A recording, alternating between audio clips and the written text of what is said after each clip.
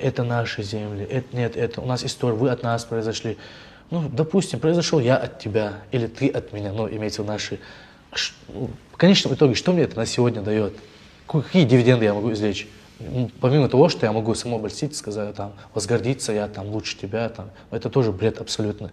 То, что твой дед 300 лет назад что-то сделал, но ты сегодня сидишь здесь, к примеру, я говорю, человек, просто болтаешь, гордишься своими отцами, но ты ничего, что ты из себя представляешь? В первую очередь что я представляю? Человек должен задуматься, вот что я сделал, сделай так, чтобы твои, наоборот, дети вот, с гордостью вспоминали о тебе, чтобы когда тебя вспомнят, говорили, хороший человек был, столько пользы принес, чтобы после тебя остался какой-то след, и люди могли о тебе с добротой вспоминать, какая-то польза, чтобы от тебя была. А ты сидишь, вот наши особенно это любят, у нас там мы такие, сякие, короче, у нас дел, мы там это не прощали, это. Ну, они были, они ушли. Вот наши, да, они прошли достойный путь, они были достойными людьми, они не позволяли лишнего, они скромные, мужественные, у них очень много этих достойных качеств было.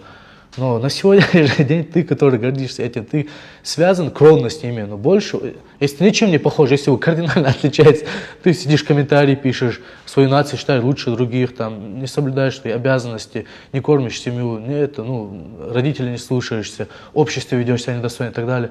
Вот ты как можешь говорить, ты наоборот должен стесняться, вспоминать их, нет, я ничего хорошего у них не взял.